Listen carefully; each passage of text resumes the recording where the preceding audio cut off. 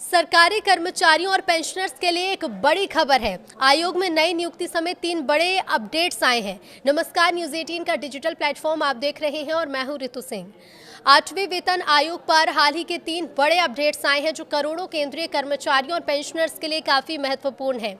एक एक कर आपको तीनों बड़े अपडेट्स के बारे में बताते हैं। तो केंद्रीय कर्मचारियों और पेंशनर्स के लिए एक बड़ी खबर है। उनकी सैलरी और पेंशन बढ़ोतरी के लिए महत्वपूर्ण 8वें वेतन आयोग की तैयारियां तेज हो गई हैं। प्रधानमंत्री नरेंद्र मोदी की अगुवाई वाली सरकार ने 8वें वेतन आयोग में डायरेक्टर के तौर पर एक और महत्वपूर्ण नियुक्ति की है। केंद्रीय कैबिनेट की नियुक्ति समिति ने इसे मंजूरी दे दी है। इससे केंद्रीय कर्मियों के लिए सैलरी बढ़ोतरी और पेंशनर्स के लिए पेंशन बढ़ोतरी का काम तेजी से होने की उम्मीद है। सैलरी और पेंशन कितनी बढ़ाई जाए इसे लेकर आप भी सुझाव दे सकते हैं। केंद्रीय कर्मचारियों के लिए महत्वपूर्ण 8वें वेतन आयोग में मोदी सरकार ने डायरेक्टर की नियुक्ति कर दी है। कार्मिक और प्रशिक्षण विभाग के ऑफिस मेमोरेंडम के मुताबिक भारतीय रेलवे लेखा सेवा के अधिकारी कृष्णा वीआर को विभागीय प्रतिनियुक्ति पर 8वें केंद्रीय वेतन आयोग के निदेशक के रूप में चुना गया है। नियुक्ति को लेकर एसीसी ने मंजूरी दे दी है। ये पद वित्त मंत्रालय के व्यय विभाग के तहत केंद्रीय स्टाफिंग स्कीम के माध्यम से भरा गया, जिसमें कहा गया है कि कृष्णा वीआर की प्रतिनियुक्ति अवधि अगले आदेश तक या 17 सितंबर 2029 तक रहेगी। यानी कि ये स्पष्ट है कि अब केंद्रीय कर्मियों के वेतन निर्धारण में गति आएगी।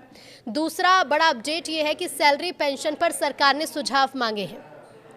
केंद्र सरकार ने 8वें वेतन आयोग की आधिकारिक वेबसाइट लॉन्च कर दी है, जहां केंद्रीय कर्मचारी, पेंशनर्स और मंत्रालयों से सैलरी, पेंशन इंक्रीमेंट और फिटमेंट फैक्टर जैसे मुद्दों पर सुझाव मांगे गए हैं। आयोग ने स्पष्ट किया है कि सुझाव देने वालों की पहचान गोपनीय रखी जाएगी। सुझाव भेजने की आखिरी तारीख 16 मार्च 2026 है और सुझाव भेजने के लिए आपको सिर्फ MyGov पोर्टल पर जाकर ऑनलाइन फॉर्म भरना होगा। आप MyGov की वेबसाइट पर दिए गए लिंक पर ही जाकर क्लिक करके 18 सवालों वाले प्रश्नावली में अपने सुझाव दर्ज करा सकते हैं। आयोग ने ये कहा है कि सुझाव केवल इस ऐप के जरिए ही, इस वेबसाइट के जरिए ही मान्य होंगे। ईमेल या किसी अन्य माध्यम से भेजी गई किसी भी राय को स्वीकार नहीं किया जाएगा। ऐसे में तीसरा बड़ा अपडेट क्या है वो भी जान लीजिए। तो संसद में सरकार ने एक बड़ा अपडेट दिया है।